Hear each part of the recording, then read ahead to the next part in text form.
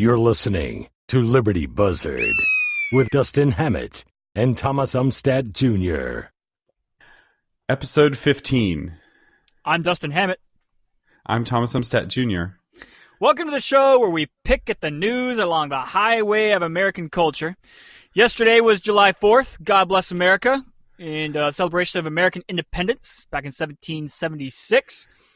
And there's a lot of fireworks going off, and I think, Thomas, you've been on your sick bed for the past few days, haven't you? I have been. We picked up in the airport coming back from Hawaii some exotic bug, and I was so sick on Saturday, I was literally concerned that I might die. I was in more pain and had a higher fever than I've had since I was a kid. It was so bad. Like, there's fun sick where you're like binging Netflix, and then there is so sick you can't even open your eyes and you're just curled in a feverish ball on your bed, like questioning like existential questions. I was definitely in that second step of sickness where it's like levels of Dante's Inferno. And did you have like swollen armpits and bleeding out your eyes and all that kind of stuff? I didn't have any booboses growing on my body. It wasn't the Black Death, so I can confirm not Black Death. That's the bright side. Yes, but I had basically every flu-like symptom, and like all of them. So like most people, when they get the flu, they get some of the flu-like symptoms. I got the entire shebang. Well, Thomas, in my professional medical opinion, I think you had the flu. Well, that changes the interpretation a little bit. I like to think it was a really bad cold, but anyway, I'm glad to be back in the land of the living, and it is fascinating. We have a tradition on this show to talk about the news after everyone else has stopped talking about it. So what do we do on the 5th of July? We talk about the 4th of July, and specifically the week leading up to it. In Texas, it is legal to buy fireworks for the week leading up to the 4th of July and the week leading up to New Year's Day. And it is legal to shoot them off in some areas and not legal in other areas. And each local municipality and county sets the rules. So as you head west, the rules get stricter and stricter as it gets drier. So like East Texas, where it's very wet, tends to have some of the loosest rules regarding fireworks. In West Texas, where it's always in a drought, just no fireworks, depending on the county. So my neighbors on NextDoor have gone crazy over fireworks. And to give you a little bit of background, NextDoor is a social network where only your neighbors can see your posts. So it's like Facebook, but only for people in your neighborhood. And to get onto NextDoor, you have to sign up on their website, and then they send you a postcard in the actual post office mail, and you punch in your code. So you have to verify that you really are local to an area to use it. And there's this Twitter account called Best of NextDoor that my wife likes to follow. And it's all of the like crazy racist stuff that people post to NextDoor. And like, I saw a suspicious looking man walking down the road, and it's like, that was just a black guy wearing a hoodie, you know? So it's really funny. And my wife often finds really funny things from NextDoor, but sure, wouldn't you know it, my NextDoor went crazy. And it all started with a post from this lady saying, "Hey everyone, please don't put off fireworks. It bothers my dog. And I really don't like it. And it's really inconsiderate for you jerks to set off fireworks." So that was the first post. And then somebody was like, "How dare you? You know, I'm celebrating my freedom on the 4th of July, and you're in America, so, baby. America. And, you know, it's just because you're a nervous person and it makes your dogs nervous. I've got 5 rescue dogs and they're fine with fireworks because I'm not a nervous scaredy cat like you are." And back and forth, and they called each other Nazis. And what's interesting is that we're right on the edge of town. In fact, Austin kind of is patchy around here. So on the major road into town, there's a patch of road that's actually not Austin. There's like a hole where they didn't annex it. And there's a fireworks shop there. And so our neighborhood has a far disproportionate amount of fireworks than your typical Austin city neighborhood.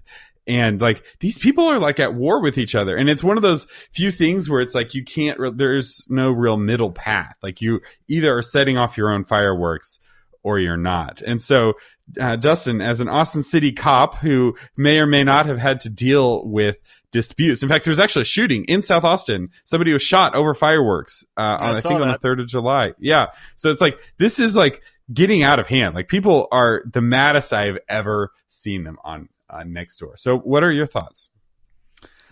Well, first of all, I'll say that as a Austin, Texas police officer who worked 3 years on a night shift on the east side of Austin, just getting a little bit off topic, but I'll say that my favorite fireworks story, and I think this was more from a New Year's Eve event, was the time it was a pretty rough neighborhood.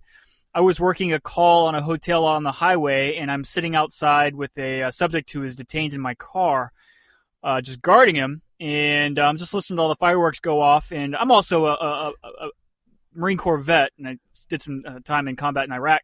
So I know exactly what an AK-47 sounds like when it's put in full auto mode in blast. And keep in mind, we're in the middle of downtown Austin, right?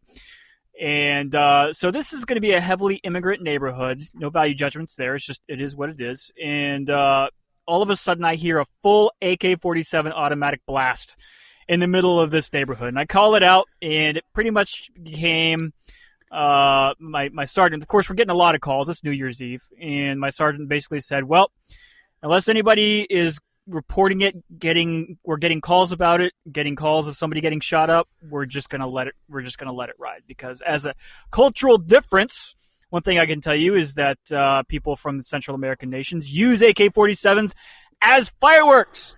And they also do that in Iraq. So whatever was going on in your neighborhood, Thomas, I'm pretty sure it didn't rise to the occasion, correct me if I'm wrong, of someone blasting an AK-47 full auto mode into the air. So, that's the bright side. The downside is... Okay, so this was not a drive-by shooting. This was somebody just holding their gun and firing it up into the air and let the bullets fall where they may. Just a good old-fashioned, celebration. With an AK-47, right. And in some of the third world countries that I've been to, that's just norm, man. We're having a celebration. Iraq was that way, man. You having a celebration? What do? You shoot every gun that you own off into the air, and we don't regard where the bullets are going to come down. But that's neither here nor there. So fireworks in the state of Texas, the great state of Texas. Here's what I'll tell you. On the 3rd of July, we celebrated on the 3rd. We live out in the country, and we visited my in-laws who also live out in the country, and we were popping off fireworks like it was going out of style. And we have plenty of room, right? Because the nearest neighbor to my in-laws' house is, I don't know, several hundred yards as the bird flies, and there's lots of trees and land and rocks and stuff in between. And so it's not really an issue because there's not any chance a firework is going to come down on their property and start a fire or anything like that. And we are also being pretty careful. So the big problem, and this is just the problem with cities, is when you start getting people so close together, where all of a sudden, the old fashioned libertarian saying of, you have the freedom to swing your fist up until the point where my nose starts, right? Well, in the city, there's a lot more people closer together. There's a lot more people swinging their fists, and there's a lot more noses. And it gets very, very difficult to especially as a former peace officer, to try to make people live together peacefully. Now, Texas is a very, very capitalist private property type state, and unless there's some type of city ordinance ban against it, you can do what you want on your own property. The other downside of that as a peace officer is on a July 4th or a New Year's Day call, we are getting so many shots fired and fireworks calls that it's impossible with a capital I to absolutely answer every single one of them. So more likely than not, the supervisor in charge, there's going to be a lot more heinous crimes going on out there that have precedents. More likely the supervisor is just going to say, hey, we just can't possibly respond to that call. It's a fireworks, and unless there's a person that's hurt somewhere, there's just not anything we can do about that. So, because there's a principle of life before property when they come to prioritizing absolutely. Dispatch. And Absolutely. So if you're saying somebody's shooting off fireworks and somebody else is saying, I hear gunshots, the I hear gunshots call is going to get prioritized over the I Hear Fireworks call, and those both will be prioritized over so-and-so is in a fight over fireworks. Correct. And the nuance to that is on a 4th of July or a New Year's type of situation is everybody thinks they're gunshots, and they're not. They're fireworks. So especially on those days, on a normal night, we get a shots fired call. Nobody would take it seriously because we get those calls all the time, and rarely does it lead to anything. Although occasionally it does. Rarely does it actually lead to anything, but we go check it out. But on a July 4th or a New Year's Day, there's just no way. But here's the deal: we live in the United States of America, where culturally, on July 4th and New Year's Eve, I should say, New Year's Eve to be more appropriate, there are going to be mass amounts of fireworks. No amount of law or city ordinance or anything is going to stop that. And so it's my personal opinion, and take it for what it is, that if you live in the United States of America and you have a problem with fireworks and you've got skittish dogs, you might want to go find someplace else to be on July 4th, because you're not going to convince people to not blow up their minor explosives. It's just not going to happen. But what about PTSD? You're a veteran. You're causing all of the veterans to have PTSD because they're hearing the booms of the fireworks. That's a big argument that was being bandied around on NextDoor. Did any veteran actually complain of that? No. Everyone was claiming to know veterans and speak on behalf of veterans, but no actual veteran was posting to NextDoor saying this is a problem for me. Yeah, it's everybody wants to speak on behalf of somebody else, right? Well, there are veterans who do suffer from that problem, and I wager that most of those veterans have coping mechanisms in place to deal with it, because it's not like it's a new thing. They're Americans too. They know what goes on July 4th and New Year's Eve, so it's not like it's a big surprise to them. As a matter of fact, one of my favorite memes out there on Facebook, for those who don't know, who aren't militarily attuned out there, artillery is like big cannons and stuff. And that's my occupational specialty in the Marine Corps, so I'm very familiar with that. So artilleryman, there's a sign an old Marine put in his yard. It says, former Marine artilleryman lives here. He cannot hear your fireworks. If he could, he would not be impressed. So, that's funny. As far as veterans having all these PTSD problems, if there is a veteran and he's actually having a PTSD problem, that is unfortunate. Is he going to stop a culture that has been embedded for, however many decades? No, he's not. And people who are going to push it back against the tide are going to find that the tide is not going to stop for them. So when you have a culturally ingrained item out there, you either just have to roll with it or find some way to take care of yourself until the tide passes. That's about the best you can do.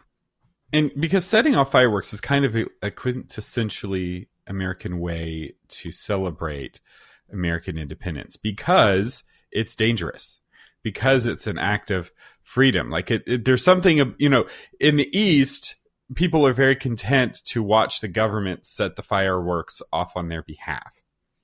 And you go to China and their fireworks show put ours to shame. I remember when this was at Hong Kong, the lease that the British had on Hong Kong, it was 99 years and it expired, and the Chinese troops marched in. I think it was 1999 or 2000.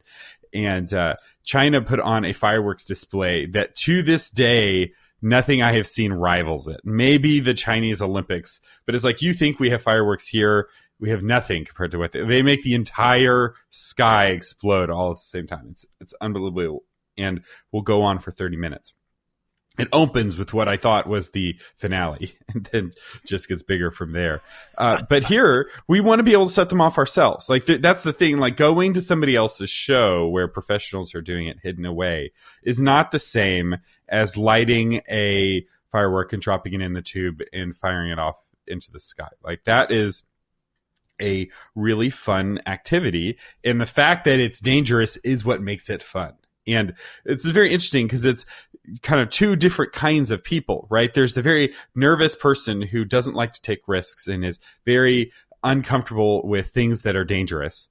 And that's the kind of person who's trying to control the behavior of the person who's like, I want to, live life on the edge and have fun. And and take risks and do crazy things. And in my neighborhood, we have these people living right next door to each other, and they are not getting along. And, I think part of the compromise is what we already have, in that we only sell fireworks twice a year, and we really only set them off, in really tight windows. Typically the week they start setting off fireworks, you'll hear some, at least in my neighborhood. My neighborhood is really big on fireworks. I feel like I hear them all year long. But really, I think the compromise is just set them off on the one day. And that way, if you have a nervous dog, you can sedate your dog or have some sort of technique to help your dog calm down. I have heard, though, the best way to do it is to just take your dog out in the yard while it's a puppy and play with it during fireworks and during thunderstorms, and you can train your dog not to be afraid. Because if being in the yard is fun, happy times, and they're hearing fireworks during those fun, happy times, they associate it with fun, happy times, and it keeps them from freaking out themselves. But I was kind of sad to see the culture war breaking out, like, in my own neighborhood, of like the two different kinds of Americans at war with each other. And it wasn't like it was Trump people versus non-Trump people, but it kind of had that feel to it. That's what I was going to ask you. I was like, was there like a MAGA versus, social democrat crowd? That was kind of what it was going back and forth? The young lady who instigated the anti-fireworks side of the debate was very much a social justice warrior type. And the man who was attacking her was very much a MAGA type. That said, this being Austin, it is very possible they both voted for Hillary, or she voted for Bernie and he voted for Hillary. Like, it's what's interesting is that, you see this distinguishing sometimes isn't a political thing, but I wouldn't be surprised if it had that edge to it. Of, they're already unhappy with each other over kind of general political things and stop trying to control my life kind of things, because they're both unhappy about that. And anyway, it was my wife posted back when it was still tense, but not like crazy town, because the post has now been deleted off NextDoor, and you have to get pretty crazy to be deleted off NextDoor.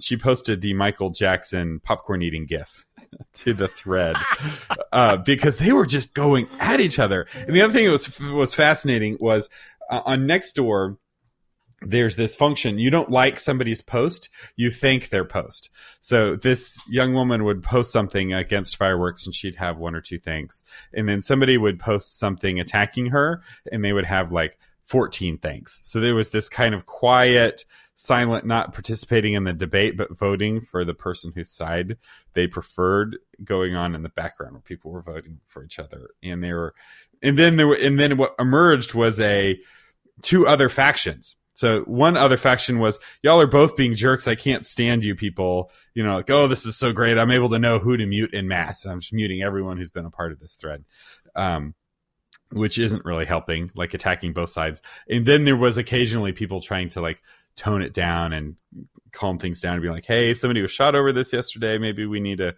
calm down. And it was a microcosm. My neighborhood became a microcosm of the entire country. And I'm happy to say, at least in my neighborhood, no one was shot, no one died. So hopefully it all worked out.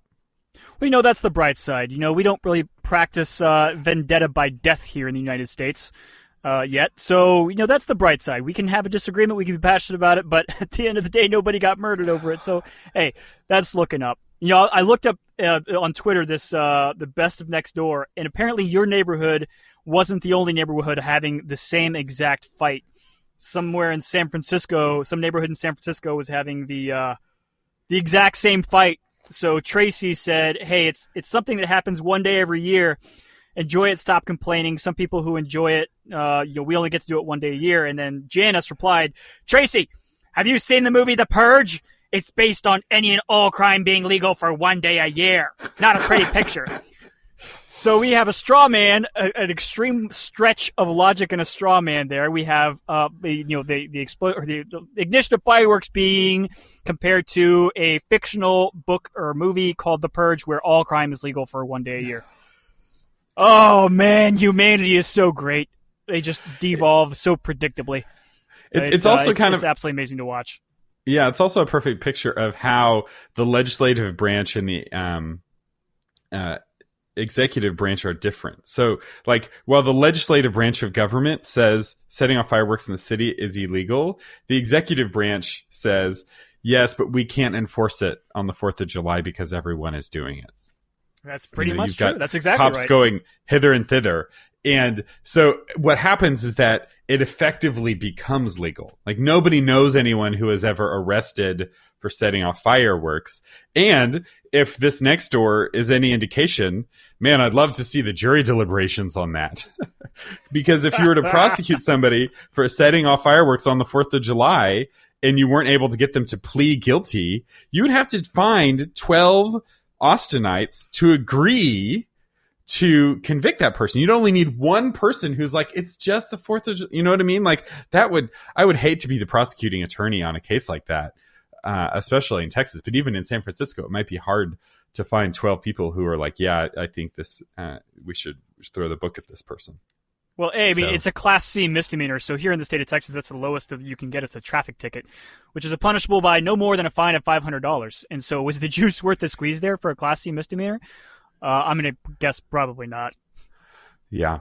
So anyway, we want to know what you think. Fireworks, good idea, bad idea. Leave us a comment. Liberty Buzzard /015 for episode 15. I'm Thomas Umstattd Jr. I'm Dustin Hammett.